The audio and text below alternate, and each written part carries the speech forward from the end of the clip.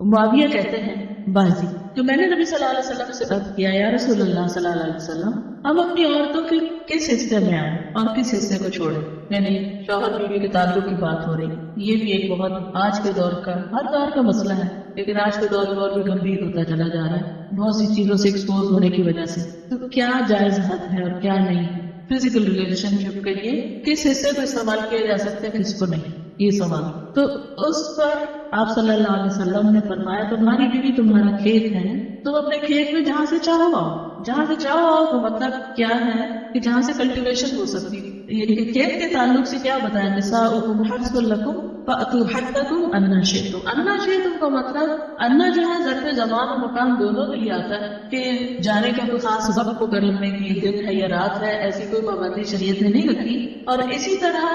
جب کھیت کہہ کے بیوی کو بتایا گیا تو اس میں اس کی یعنی کہ اس کی قدر و قیمت اور اس کی حفاظت اور اس کی سبزی اور خوشحالی اور وہ ساری چیزیں اپنی جگہ ہیں، پلس یہ بہت ہی حکمت کی بات ہے کہ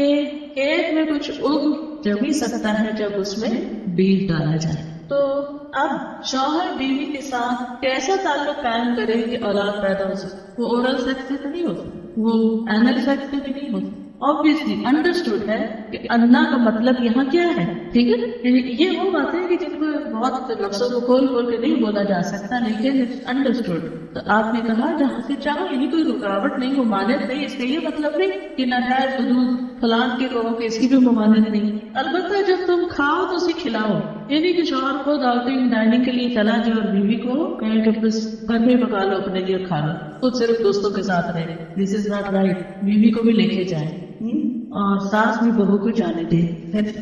جب تم کھاؤ تو اسے بھی کھلاؤ، جب پہناؤ تو اسے بھی پہناؤ، تو مطلب یہ ہے کہ اب عید آئی ہے اپنے لیے سوٹ لے رہے تو بیوی کو بھی کچھ لے کے دو، یہ ہے اکوالٹی ایک طرح۔ اسے چہرے پہ نہ مارو، اسے گالیاں مت دو، ابیوز نہیں کر سکتے، اور اسے قطع تعلقی اگر کرو، یعنی ویسے تو نہ کرو لیکن اگر کرو تو گھر کی حد تک رکھو، کک آؤٹ نہیں کرو، گھر سے باہر نہیں پھینکو، گھر سے نہیں نکالو، کیونکہ بعض شوہر کہتے ہیں فون بھی کہہ دیتے ہیں گھر سے نہیں جاؤ، ماں باپ کے مطلب گھر میں داخل ہو آؤں گی نہیں، یہ غلط ہے، ایسے نہیں کرنا چاہیے۔ اور یہ کیسے مناسب، یہ کیسے ہو سکتا ہے کہ تم اس کے ساتھ یہ سلوک کرو جبکہ تم ایک دوسرے کے پاس حلال طریقے سے آتے ہیں، یعنی تمہارا ایک جائز تعلق ہے اور پھر تم اس تعلق کو اس طرح خراب کرو۔ تو بیوی کو مارنے سے متعلق جو قرآن اور حدیث کی روشنی میں جو حکم ہے وہ سامنے، پھر اسی طرح غلام کو مارنے کی ممانعت، نوکر کو، غلام کو، اس کو بھی نہیں مارنا چاہیے۔ ابو مسعود بدری سے روایت ہے کہ میں اپنے غلام کو کوڑے کے ساتھ مار رہا تھا کہ میں نے اپنے پیچھے سے آواز سنی، اے ابو مسعود جان لو،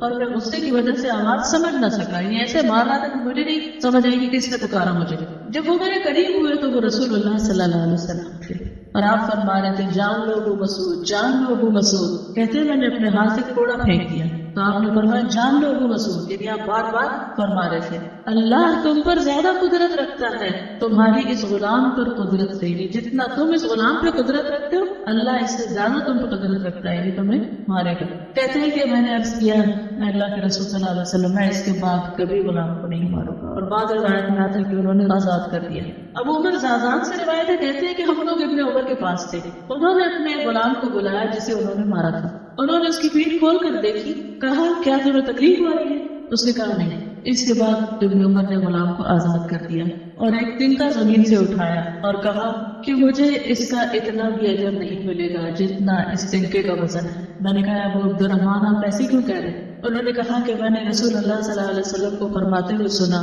جو شخص اپنے غلام کو بے قصور یعنی حد شرعی کے علاوہ مارے یا اس کے چہرے پہ تمانچہ مارے تو اس کا کفارہ ہی اسے آزاد کر دی، کفارہ ہے، اس آزادی کا ثواب کوئی نہیں دن کے برابر بھی، یعنی بعض اوقات ہم کہتے ہیں بڑی نیکی کی لیکن اس میں تو چھوٹ بھی گیا تھا، وہ بھی بہت بڑی بات۔ صحابہ کرام جو تھے وہ خاص طور پر اس سے محتاط رہتے اور غلاموں سے درگزر کرتے تھے۔ ابو لیلہ کہتے ہیں کہ سلمان رضی اللہ عنہ نکلے، وہ اپنی سواری کو چارہ کھلاتے تھے تو وہ عہدے سے گرتا رہتا۔ عہدہ کیا کہتے ہیں؟ وہ چیز محمل باسکٹ کہہ لیں جس میں اس کا چارہ رکھ کے دیا جاتا۔ اس پر انہوں نے اپنے خادم سے کہا اگر مجھے قصاص کا خوف نہ ہوتا تو میں تمہاری پٹائی کرتا تھا، تم نے ایسی چیز کیوں جانور کے آگے رکھی؟ تو مطلب یہ کہ اگر میں تمہیں ماروں گا تو مجھے بھی مار پڑے گی، اس لیے میں تمہیں مار نہیں رہا، ورنہ جو حرکت تم نے کی ہے اس لیے تمہیں مار پڑنی چاہیے۔ نماز پڑھنے والے غلام کو نہ مارنا۔ ابو امامہ سے روایت ہے کہ رسول اللہ صلی اللہ علیہ وسلم خیبر سے واپس آئے تو آپ کے پاس 2 غلام تھے. حضرت علی رضی اللہ عنہ نے کہا اے اللہ کے رسول صلی اللہ علیہ وسلم ہمیں بھی ایک غلام دے دیں. آپ نے فرمایا جو چاہتے ہو لے لو. انہوں نے کہا آپ میرے لیے پسند کریں. اس سے انداز ہوتا ہے نا کہ ریلیشن شپ داماد اور سسر کا کیسا. آپ صلی اللہ علیہ وسلم نے فرمایا یہ لے لو، اس کو مارنا نہیں، کیونکہ میں نے خیبر سے واپس آتے ہوئے اسے نماز پڑھتے دیکھا ہے اور مجھے نمازیوں کو مارنے سے منع کیا گیا ہے. آپ صلی اللہ علیہ وسلم نے دوسرا غلام ابو ذر کو دے دیا اور اس کے ساتھ خیر و بھلائی اور اس پہ سلوک کرنے کا حکم دیا. پھر ایک دن پوچھا ابو ذر میں نے جو تمہیں غلام دیا تھا اس کا کیا حال ہے؟ انہوں نے کہا آپ نے مجھے اس کے ساتھ خیر و بھلائی کرنے کا حکم دیا تھا تو میں نے اسے آزاد کر دیا. میں وہ خیر و بھلائی کر نہیں سکوں گا تو بہتر ہے کہ میں